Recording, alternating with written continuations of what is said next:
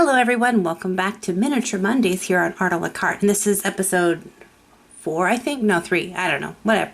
I've already lost count of how many episodes I've done, that's sad. Anyway, I am working on my miniature of the Disneyland-inspired Alice in Wonderland Dark Ride.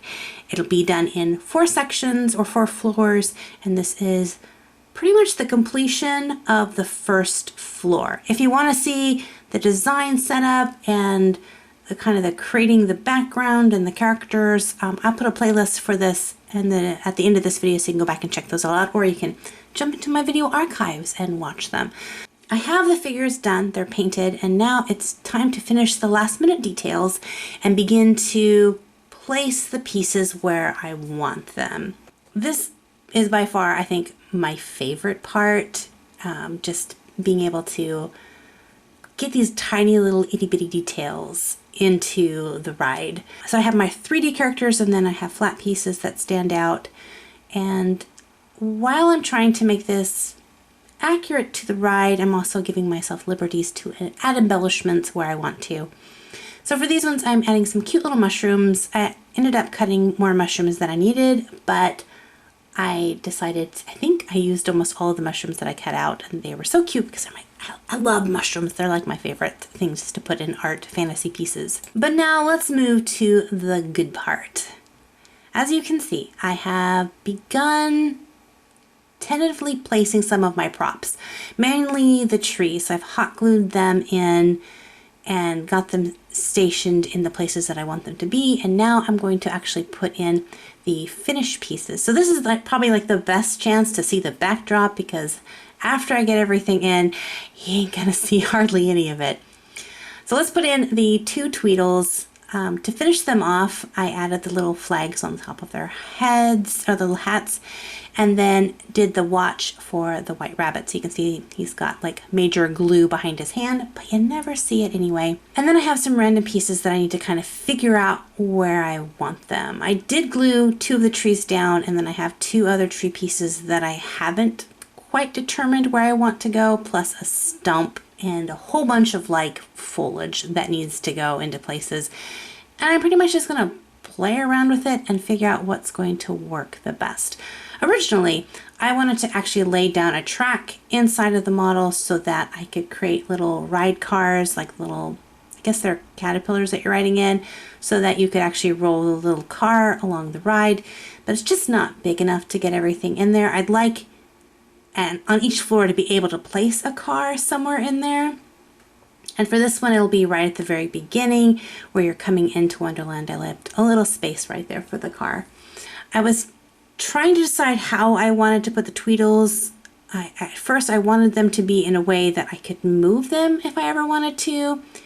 But for stability purposes, I decided I was just going to hot glue them in there. I mean, I suppose if I get super like aggressive, I could pull them apart, and with minimal fixing I could repair them and be able to move them. So I put one of the Tweedles, actually hot glued him to the backdrop itself, and then glued the other Tweedle to the ground, so they're kind of coming at an angle from each other.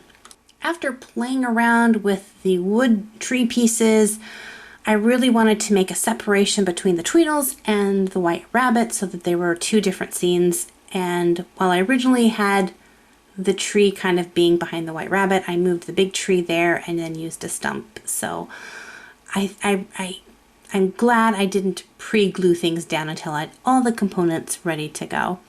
So again, the White Rabbit, he's glued right to the backdrop and he's resting a little bit on the stump. But yeah, he turned out pretty cute. And the last thing is to just kind of take and add those little tiny details. So I have little bits of foliage. Some of them came from when I miscut and had things be super huge. So what was going to be tiny little blades of grass all of a sudden became huge like leaves of grass, which worked out.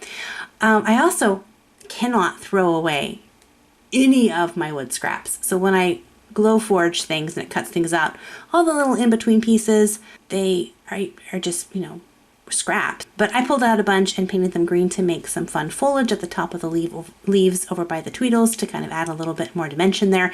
And I liked it. So you never know what you can kind of find laying around that you can possibly use, you know, in other parts. So I have scrap boxes of tons of different materials. Each level that I complete, I have kind of a challenge for myself that I want to see if I can do.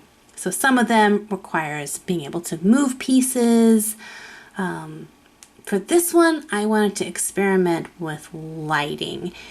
And I wanted to have, because it's a dark ride, but if you go into the dark ride, they have these black lights that spot onto the different characters and things to make things pop.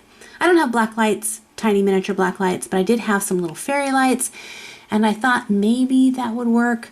So I drilled little holes in my actual backdrop that I worked so hard on and popped fairy lights out through. And while you can see them, they're not bright enough to actually really be seen.